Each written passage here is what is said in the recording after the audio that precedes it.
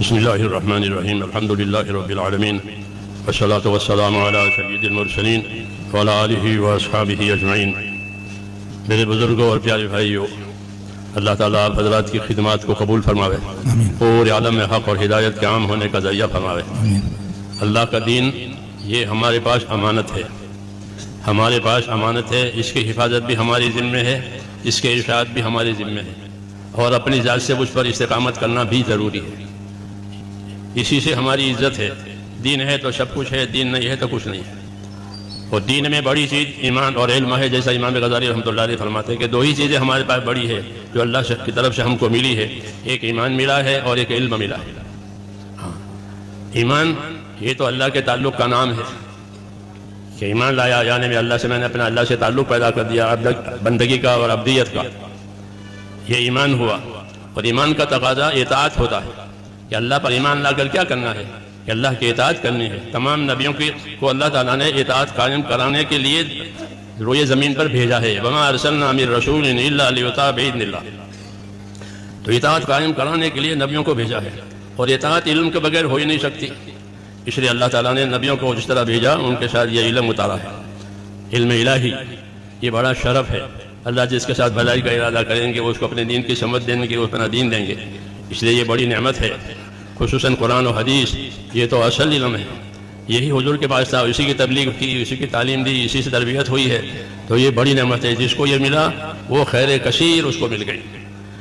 تو ہم جس زمانے میں وہاں تھے، پڑھتے تھے دورہ حدیث میں، تو جب ہمارا سال ختم ہوا 149 تھے ہم لوگ، 150 میں ایک کم، تو حضرت رحمۃ اللہ علیہ نے بخاری شریف ہماری ختم کرائی، پھر اپنی چوکی پر کھڑے ہو گئے۔ اللہ ان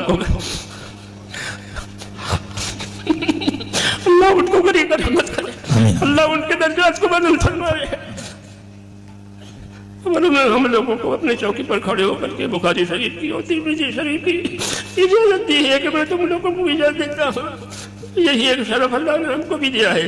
اس لیے جیسے میرے حضرت رحمۃ اللہ علیہ نے مجھ کو اجازت دی تھی بخاری شریف کی اور ترمذی شریف کی، تو ان پڑھنے والوں کو بھی میں اپنی طرف سے ایسی اجازت دیتا ہوں جس کی میری شیخ نے مجھے، اللہ تعالیٰ مجھے بھی قبول فرمائے، آپ کو بھی قبول فرمائے۔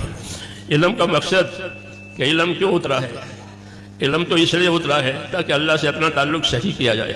عقائد میں، اعمال میں، اخلاق میں، سب چیزوں میں علم رہبری کرتا ہے، اس لیے صحیح علم لینا ہے۔ اور سب سے پہلے اپنے آپ کو اپنے علم کے تابع کرنا ہے۔ جو اپنے علم کے تابع کرے گا وہ ہے عادل، عدول، اور عادل اسے کہتے ہیں کہ جو اپنے آپ کو اپنے علم کے تابع کرے، اور جو اپنے علم کے تابع اپنے آپ کو نہ کرے اس کو فاسق کہتے ہیں۔ اللہ نے بنی اسرائیل کے علماء کو عام طور سے فرمایا کہ ان کی اکثریت فاسق ہے، حالانکہ ان کے پاس علم ہے۔ کیوں؟ کہ وہ اپنے علم کے تابع نہیں تھے، انہوں نے علم کو اپنے تابع کیا تھا، علم کو اپنے تابع کیا تھا۔ وہ تحریف بھی کرتے تھے، تاویل بھی کرتے تھے، جی ہاں، اس لیے ان کو کہا کہ ان کی اکثریت فاسق ہے۔ تو اپنے علم کے تابع نہ ہونے والا فاسق کہلاتا ہے، ہاں، اور اپنے علم کے تابع ہونے والا عادل کہلاتا ہے۔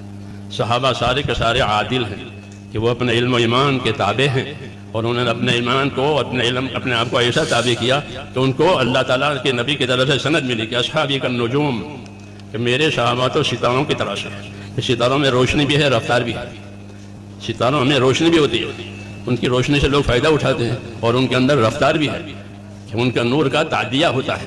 اسی طرح اس علم میں بھی دونوں باتیں ہیں کہ اپنے آپ کو اپنے علم کا تابع کرے۔ اگر اپنے علم کے تابع عالم نہیں کرے گا تو اپنی خواہش کے تابع ہوگا، یا تو ہدا یا ہوا، ان دونوں میں سے ایک کی تابعداری آدمی کا نفس قبول کرتا ہے۔ اگر ہوا کے تابع ہو گیا تو پھر وہ کام سے گیا۔ یہ سب سے زیادہ گمراہ وہ ہے جو ہوا اور خواہشات کی تابعداری کرے۔ اس کے مقابلے میں ہدا ہے، صحیح ایمان، صحیح عقائد، صحیح اعمال۔ هو الذی ارسل رسوله بالهدى ودین الحق، کہ اللہ نے اپنے نبی کو ہدا اور دین حق یعنی صحیح عقائد، صحیح اعمال کے ساتھ بھیجا ہے، تو ہم اس کا اتباع کریں گے، اس کی ہمیں ہدایت ہے۔ یہی وہ علم ہے جو نبی کریم صلی اللہ علیہ وسلم کی طرف سے ملا ہے۔ اور ایک تو ہمیں اپنے علم پر استقامت پیدا کرنی ہے، یہ سب سے پہلا تقاضا ہے کہ ہر عالم اپنے آپ کو اپنے علم کا تابع کرے۔